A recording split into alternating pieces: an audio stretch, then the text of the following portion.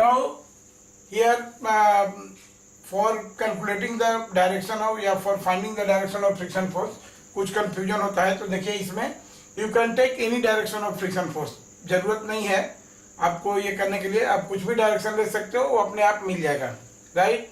तो friction force arbitrary है, तो for calculation you can choose any direction of friction force, right. और यहाँ पर देखिए कि अगर मान लेते हैं कि जैसे सपोर्ट टाइम बिंग के लिए हमने चूज किया कि this is the direction of friction force, this is the direction of friction force, right. Now what will be acceleration of this system, this a will be equal to how much, total force divided by mass, so this will be equal to A will be equal to F capital F plus F and divided by total mass of the system, suppose it is capital M, so this is the case and this will be equation number 1, right। इसको देखिए, this will be equation number 1। now what for angular acceleration alpha, angular acceleration alpha will be equal to total torque divided by I.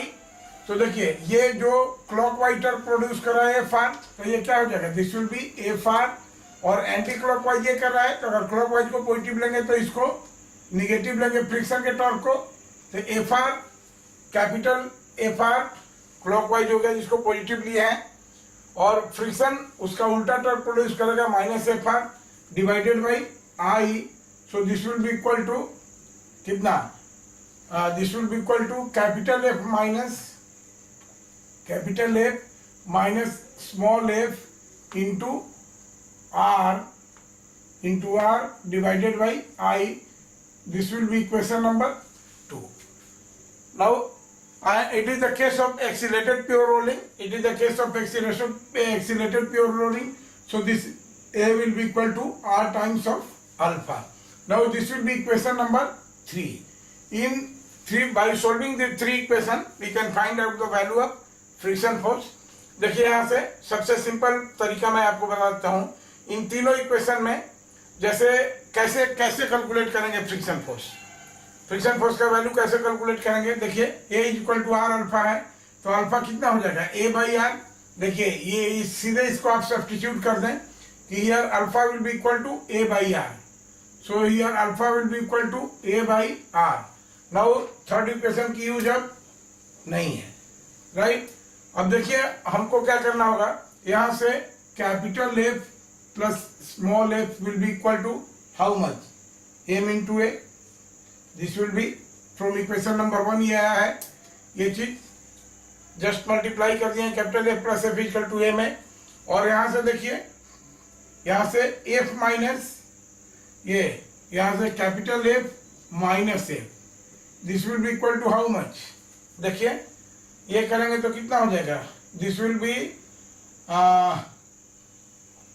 A by r into I by r, तो I a by r square, right. देखिए यहां से f minus f, तो ये करेंगे a I by r square, तो I a by r square. अब यहां से हमको एफ कैलकुलेट करना है, तो क्या करें, माइनस कर दें, this will B plus and this will B minus, right.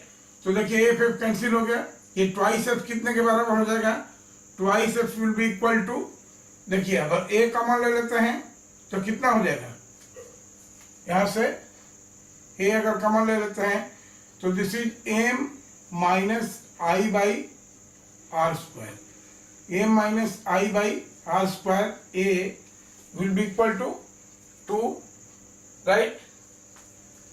तो we have f कितना हो जाएगा हमारा, देखिए यहां से f will be equal to, अब देखिए ये कितना हो जाएगा, mr square minus I divided by fr square, mr square minus I divided by fr square into A का वैल्यू क्या है, देखिए ए का वैल्यू है ए प्लस एफ, अच्छे यहां से ए का वैल्यू तो पुट करना होगा, इसको एलिमिनेट करना ही होगा, तो दिस विल बी इतना and F plus F divided by